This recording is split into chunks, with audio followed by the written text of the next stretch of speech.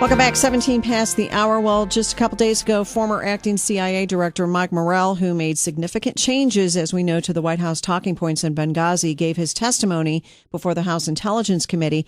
Now, Congresswoman Michele Bachmann questioned him during the hearing, saying that the totality of the information about Benghazi was obfuscated and there was an intentional misleading of the public. And she's joining us now to talk about it. Congresswoman, it's great to welcome you back. How are you? Janet, I love being on your show. Thank you so much for having me on today. This is such an important topic. It is, and I thought you did a fantastic job during this hearing. What were you hoping that Morell's testimony would reveal to the American public, and do you think we got the answers that we were looking for?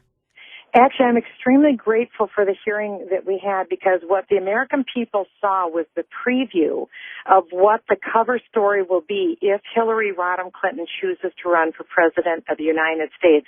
Mike Morell now works for a consulting company that's basically a pro-Hillary Clinton consulting company. One of the principals is Hillary Clinton's gatekeeper. Another one worked for Hillary Clinton in the State Department. And so Mike Morell has been hired by them, and his story will be that he's responsible for changing the talking points, but he did it based on what the CIA analysts told him. And he said, yes, the analysts were wrong, but we're all innocent because this is what they told us. In other words, that Benghazi was caused by some protesters who were mad about a movie that was insulting the Prophet Muhammad. The reason why that's the story is because no one wants the focus to be on what the true cause of the problem is.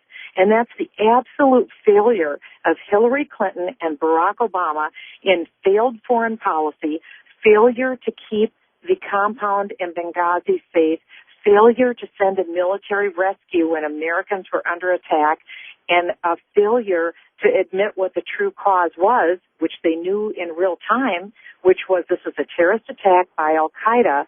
It wasn't a spontaneous demonstration. And yet, for 2 weeks after President Obama and Hillary Clinton knew what the truth was about Benghazi, they went literally across the world and gave the false story. Why? Because Benghazi occurred 6 weeks before the re-election of Barack Obama. So Mike Morell was trying to save two presidencies. He wanted to save the presidency of Barack Obama, and he wants to save a future presidency of a Hillary Rodham Clinton, because this is a ball and chain around Hillary Clinton. Now, it's interesting because, as I was pointing out, Mike Morell has done so much alteration, to these talking points, and yet he said he didn't know the talking points would be used by Susan Rice. What do you make of that claim? Well, we all knew that the White House would have to give a response to Benghazi. The deaths and the debacle happened on a Tuesday. The White House needed to give a response to the American people. That's usually done on the Sunday morning shows. Right. What was very weird is that Hillary Clinton was in Washington, D.C. on Tuesday when Benghazi happened.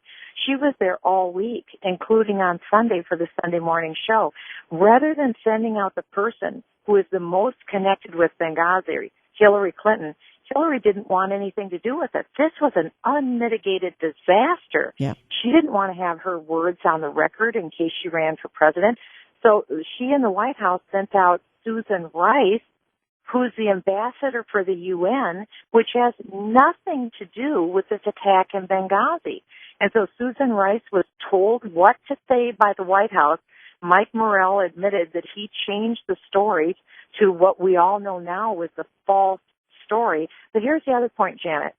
What we know to be true is that the analysts in the CIA appear to have followed political correctness, because they can never talk about Islamic terrorists. Right. Mike Morell was even asked about that. Why did you remove the word Islamic in front of his terrorists?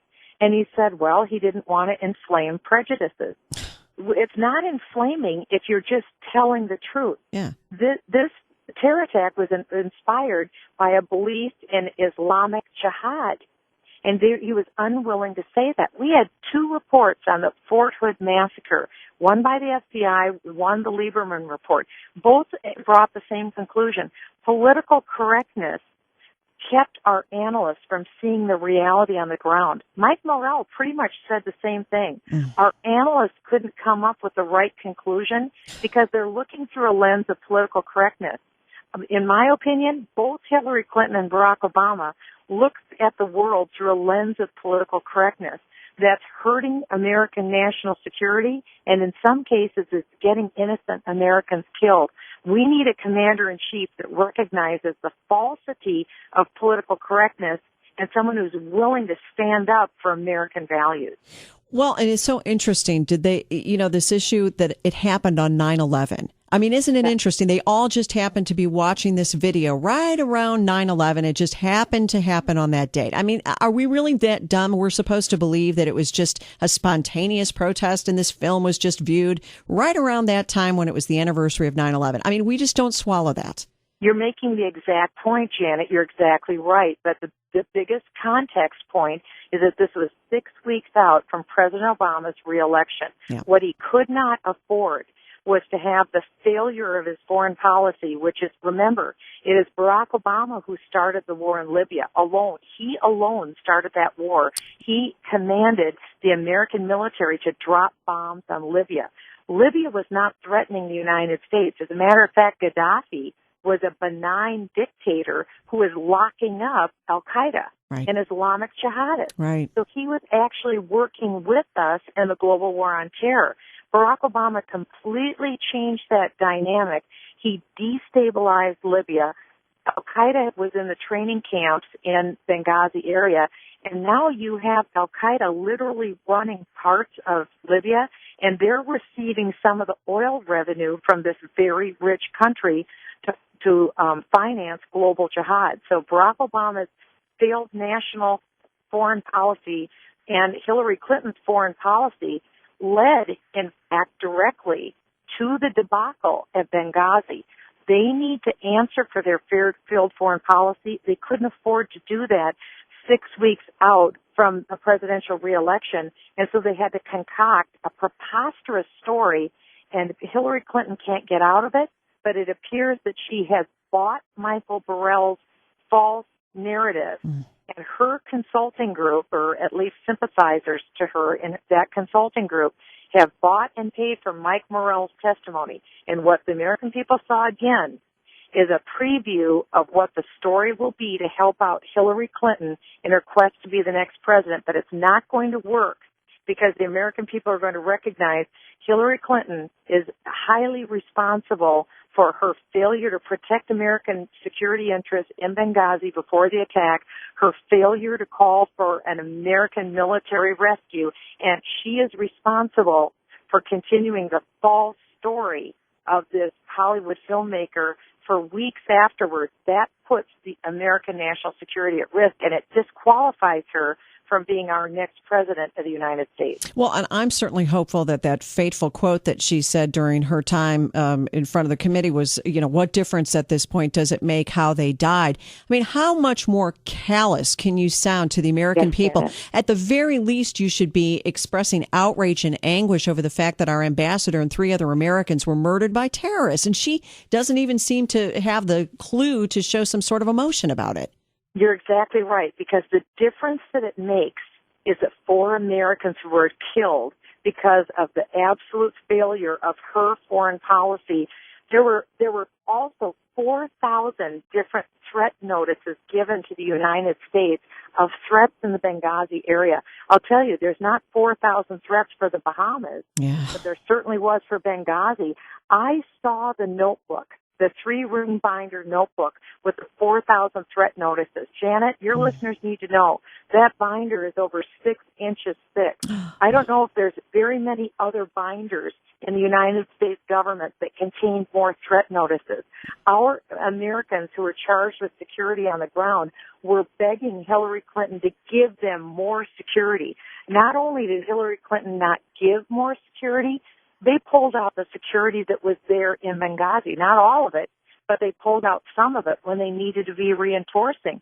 Our allies, the Brits, other allies, pulled completely out of Benghazi because it was such a dangerous situation. They left our Americans in a very difficult, dangerous situation, and they failed to give them the protection they needed. Hillary Rodham Clinton is responsible for that. And she's responsible for failing to ask for a military rescue plan or having a military rescue plan in place for our people who are in that dangerous part of the world. I've been to Libya. I've talked with the president and the prime minister and the Justice Department. I've demanded answers in Benghazi.